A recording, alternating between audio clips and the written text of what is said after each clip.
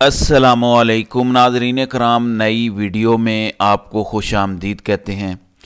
पाकिस्तान में सूरत हाल दिन ब दिन कशीदा होती जा रही है। सियासी, आइनी और मुआशी बहरान पहले से बहुत ज़्यादा बढ़ गया है। पाकिस्तान के लिए पहले से ज़्यादा मुश्किलात बढ़ने वाली हैं। पाकिस्तान के अवाम के लिए भी उनकी ज़िंदगी पहले से ज़्यादा अजीरन होने वाली है। जो कुछ अब होने वाला है, लोग 16 महीने की महंगाई और 16 महीने की बेरोज़गारी को भी भूल जाएंगे, क्योंकि शहबाज शरीफ मज़ीद तबाही के लिए आ रहे हैं। इस सारी सूरत हाल का, इस सारे प्रोजेक्ट का जो मेन आर्किटेक्ट है, इसके लिए मसाइल भी आने वाले हैं। हमारे फैसला साजों यानी बादशाह सलामत के लिए आइंदा आने वाले दिनों में मुसीबतें खड़ी होने वाली हैं, क्योंकि उनका पूरे का पूरा प्रोजेक्ट, उनकी पूरी की पूरी सोच, जो उन्होंने अपने ख्याल में निज़ाम तश्कील दिया था, वो निज़ाम ज़मीन बोस हो चुका है और बाकी रही सही कसर इस टेन्योर में पूरी हो जाएगी। इसलिए कि पाकिस्तान के अवाम ने यह कबूल नहीं किया। सदर आरिफ अलवी ने जो समरी वापस की है, उसकी एक सॉलिड रीज़न सामने आई है। उन्होंने हवा में तीर नहीं चलाया था, बल्कि उन्होंने सोच समझ कर कौमी असम्बली का इजलास ना बुलाने का फ़ैसला किया, क्योंकि उनको पता है कि अगर वो समरी पर दस्तखत कर देते तो वो सदर मुमलिकत भी उस अमल में शरीक हो जाते जो कि आइन शिकनी का अमल चल रहा है। क्योंकि आइन इस बारे में वाज़ेह है कि कौमी असम्बली का इजलास कब बुलाया जाए, कौमी असम्बली का इजलास बुलाने के तकाजे क्या हैं, ख़ास तौर पर जब आम इंतखाबात के हवाले से ऐसी सिचुएशन हो। आर्टिकल 224 का सब आर्टिकल 1 और सब आर्टिकल 2 बड़ी वाज़ेह डायरेक्शन देता है कि कौमी असम्बली का इजलास बुलाने से पहले क्या ज़रूरी है।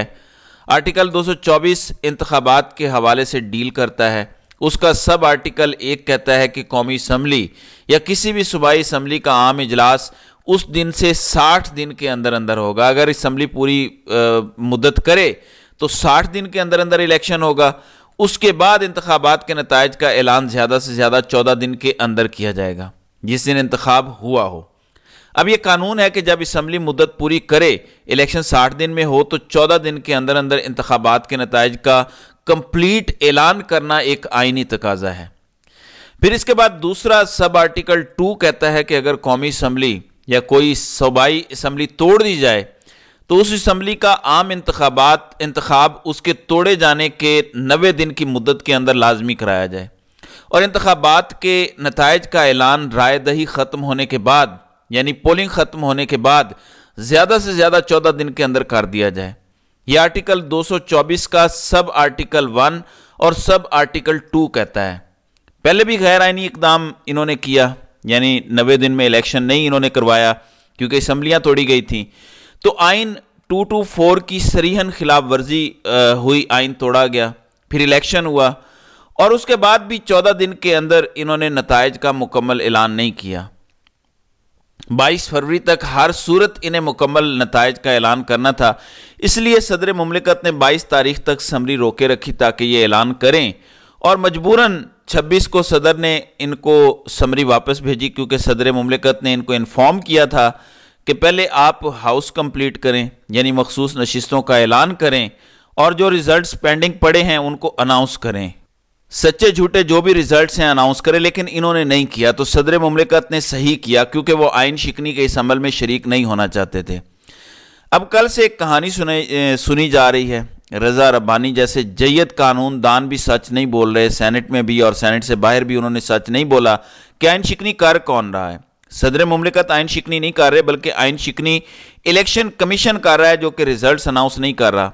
अब इलेक्शन कमीशन के पीछे कौन है, कौन रोक रहा है कि ख़वातीन और अक़लियतों की मखसूस नशिस्तों का ऐलान नहीं करना? इसके लिए नाम लिया जा रहा है मिलिट्री लीडरशिप का, कि उनका हुक्म है कि यह नहीं करना। उन्हें किसने हुक्म दिया है? उनके लिए हुक्म शहबाज शरीफ, मरियम और आसिफ जरदारी का है कि हमें सेनेट का इलेक्शन लड़ने दें इन सीटों के बगैर, फिर हमें ऐवान सदर का इलेक्शन भी लड़ने दें, इसके बाद आप ख़वातीन की नशिस्तों का ऐलान करें।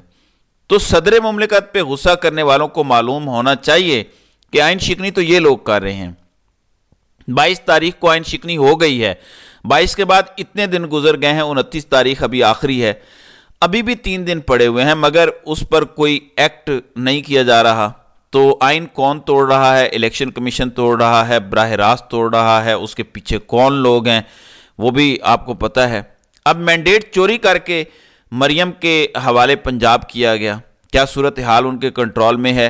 صورتحال بالکل بھی کنٹرول میں نہیں ہے، کیونکہ ایک بہت بڑی احتجاجی تحریک، بہت بڑا احتجاج آہستہ آہستہ تیار ہو رہا ہے، جبکہ عمران خان کی بھی ضمانتیں ہونے والی ہیں. عمران خان کی ضمانتوں کے حوالے سے سماعت شروع ہو چکی ہے. جمعرات کی ڈیٹ فکس ہے، 3 سے 4 ہیئرنگ میں فیصلہ ہونا ہے. اب عمران خان کے آنے سے پہلے تحریک انصاف ان تمام جماعتوں کے ساتھ ملاقات کر رہی ہے جن کے ساتھ ہاتھ کیا گیا، جن کا مینڈیٹ چوری ہوا. اس میں بلوچستان کی جماعتیں ہیں، سردار اختر مینگل اور محمود خان اچکزئی ان کی جماعتیں، پاکستان پختون عوامی ملی پارٹی اور BNP مینگل بھی زیر عتاب ہیں کیونکہ ان کو بھی کنارے لگایا گیا.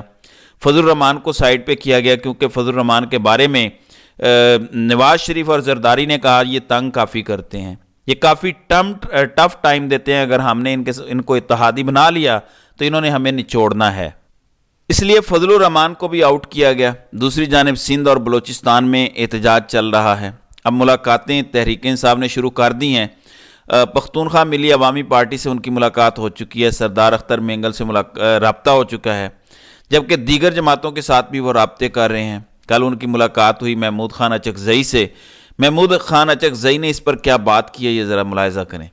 اب بھی وقت ہے، نہ کھیلیں بابا، نہ کھیلیں اس سے. ہم نے 2 دفعہ یہ کھلواڑ کیا ہے اور ہمیں بہت بڑا نقصان ہوا. ایک دفعہ 1970 میں ہم نے الیکٹڈ لوگوں کو حکمرانی نہ دی، بدقسمتی سے ہمارا ملک ٹوٹا. دوسری دفعہ 1977 میں گڑبڑ ہوئی، مرد آباد زندہ باد تحریکیں چلی، نتیجے میں ذوالفقار علی بھٹو پھنسے. اب کی بار پاکستان بہت کمزور ہے، نہ چھیڑ ان چیزوں کو، بس جنہوں نے جیتا ہے انہیں بسم اللہ کر کے وہ کر دیں. بہرحال ہم تو یہی کہہ سکتے ہیں پاکستان آئین کی بالادستی، پارلیمنٹ کی طاقت کو سرچشمہ بنا کے قیامت تک چل سکتا ہے. جی، محمود خان اچکزئی سے اسد کیسر اور بیرسٹر سیف نے ملاقات کی اور انہوں نے عمران خان کا پیغام پہنچایا. محمود خان اچکزئی نے ان کو ویلکم کیا اور تحریک انصاف کے ساتھ چلنے کی حامی بھری. تو اب ایک تحریک شروع ہونے والی ہے اور یہ لمبی تحریک نہیں ہوگی، شارٹ ٹرم ہوگی. اس سے پہلے اچکزئی کہہ رہے ہیں بہتر ہوگا کہ مینڈیٹ واپس کر دیں جن کا ہے، یعنی عمران خان کو مینڈیٹ واپس کریں.